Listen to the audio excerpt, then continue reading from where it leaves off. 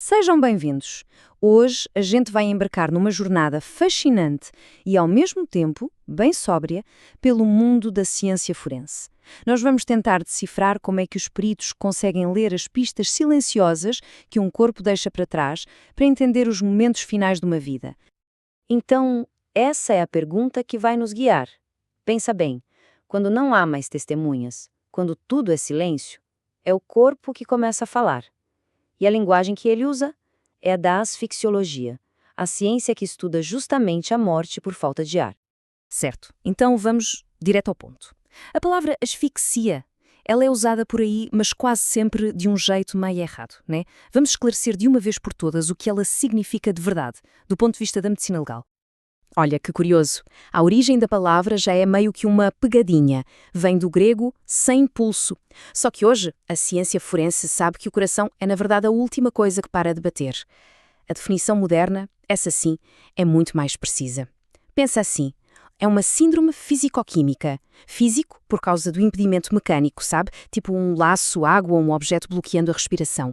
E químico, pela bagunça total, a alteração devastadora que isso causa no sangue. A morte por asfixia não é como apagar uma luz. Não é instantâneo. É um processo terrível, dividido em fases. Começa com a fase cerebral, aquela luta desesperada por ar. Depois vem a fase de excitação, com convulsões, seguida da parada respiratória, que é uma morte aparente.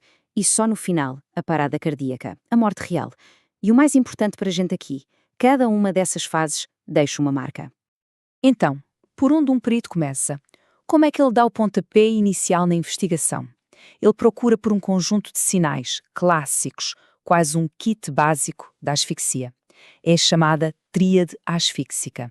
Esse é o ponto de partida de tudo, lá na cena do crime. Pensa na tríade como um checklist. Primeiro item, cianose. Sabe aquela cor meio azul arroxeada na pele? É isso. Acontece porque o sangue está sem oxigênio. Segundo item, fluidez do sangue. É um negócio estranho, o sangue simplesmente não coagula como deveria depois da morte. E por último, o terceiro item, as manchas de Tardieu. São umas hemorragias minúsculas, tipo cabeça de alfinete, que aparecem nos órgãos internos como o coração e os pulmões. E aqui vem um detalhe de mestre, uma coisa que os peritos sabem. A ausência de um sinal pode dizer tanto quanto a presença dele. Por exemplo, se o corpo está cheio de manchas de Tardieu, isso sugere uma luta enorme, uma briga desesperada por ar, típico de uma esganadura. Agora, se quase não tem mancha nenhuma, isso pode indicar uma morte mais rápida, mais limpa, como num enforcamento em que a circulação para o sempre foi cortada na hora. Ok, agora a gente entra num dos pontos mais críticos, talvez o ponto mais importante da asfixiologia forense. Saber diferenciar enforcamento de estrangulamento. Porque, olha, muitas vezes é essa diferença que vai dizer se foi suicídio ou homicídio. A chave de tudo está na força. A pergunta é, de onde vem essa força? No enforcamento, é o próprio peso do corpo da pessoa, puxado pela gravidade. É uma força passiva. Já no estrangulamento, não. Tem uma força ativa ali. Sejam mãos, um torniquete, algo ou alguém apertando o pescoço. E essa diferença, que parece pequena, essa diferença mecânica, muda absolutamente tudo na análise. E a prova disso tudo está literalmente desenhada no pescoço da vítima. A marca do laço, que os peritos chamam de sulco, olha só a diferença. No enforcamento, a marca é alta, lá em cima no pescoço. É inclinada para cima, em direção ao nó, e ela não dá a volta completa, é interrompida. E a profundidade varia. Agora, no estrangulamento, é o oposto. A marca é baixa, horizontal, retinha, e geralmente dá a volta completa no pescoço com a mesma profundidade. Para um perito, ler essa marca como ler um livro. Agora, se prepara para um dado que é chocante. Para fechar as artérias carótidas e levarem consciência, sabe quanta força é necessária? Apenas 5 quilos. 5. É muito pouco. E é por isso que mesmo os chamados enforcamentos incompletos, aqueles em que a pessoa ainda está com os pés no chão, são fatais. Só o peso da própria cabeça e do tronco já é mais do que suficiente para gerar essa pressão. E a história não para por aí. Até a cor do rosto da vítima conta uma parte dela. Existe o que se chama de enforcado branco e enforcado azul. O branco é quando a pressão do laço é tão forte que fecha tudo, artérias e veias. O sangue simplesmente não consegue chegar na cabeça. Então, o rosto fica pálido. Já o azul. O azul é diferente. O laço fecha as veias, que são mais superficiais, mas as artérias, mais profundas, continuam mandando sangue para a cabeça. Resultado, o sangue entra, mas não consegue sair. O rosto fica congestionado, roxo. Mas não é só o que a gente vê por fora. Na necrópsia, os peritos encontram mais pistas, lesões internas com os nomes, específicos, os epónimos. Por exemplo, o sinal de Amosá é um rasgo na camada interna da artéria carótida, causado pelo esticão violento do pescoço. Cada um desses sinais, como o de Friedberg ou o de Ziemke, é como uma assinatura, um registro da força exata que foi aplicada ali. Bom, saindo um pouco do laço e do pescoço, vamos falar agora de situações em que o próprio ambiente se torna a causa da asfixia. A água, a terra, o ar. Sabe aquela ideia de que todo afogado tem água no pulmão? Então, não é bem assim. Existe o chamado afogado branco ou afogamento a seco. É uma coisa impressionante. O simples contacto do rosto com a água, especialmente se for fria, pode causar um espasmo reflexo que fecha a glote, a entrada de ar. A pessoa morre asfixiada ou por parada cardíaca, mas os pulmões continuam secos. Agora sim, vamos para o afogamento clássico, o afogado azul. Aqui, a água invade mesmo os pulmões.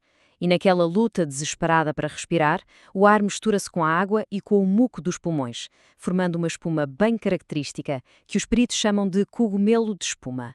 Se essa espuma está presente na boca e no nariz, é batata. É um sinal de que a pessoa estava viva e a respirar debaixo d'água. E falando de perigos no ar, há um assassino silencioso, invisível e sem cheiro. O monóxido de carbono. Pensa assim. O oxigênio precisa de pegar uma boleia na hemoglobina do nosso sangue para chegar às células. O monóxido de carbono é 200 vezes melhor a pegar essa boleia. Ele basicamente expulsa o oxigênio, rouba o lugar dele. O corpo fica sem oxigênio a nível celular. E ele deixa uma marca muito estranha.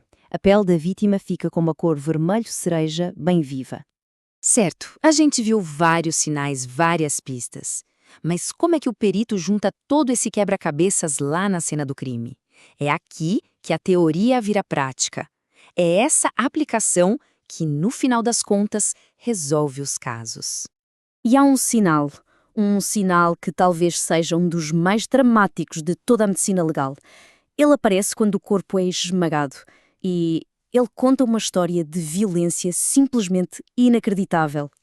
Chama-se máscara equimótica de Morstein.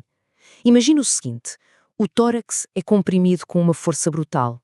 O sangue do coração não tem para onde ir para a frente, então ele é forçado a voltar, com uma pressão gigantesca, para a cabeça e para o pescoço. Essa pressão é tão forte que arrebenta os vasinhos da pele, criando essa máscara de cor roxa escura no rosto e pescoço. É o que chamam de sinal patognomónico, ou seja, se esse sinal está lá, não há dúvida. O diagnóstico é asfixia por compressão. E na cena do crime, o protocolo é rei. Existem regras de ouro. Regra número 1, nunca, jamais, desfaça o nó de um laço.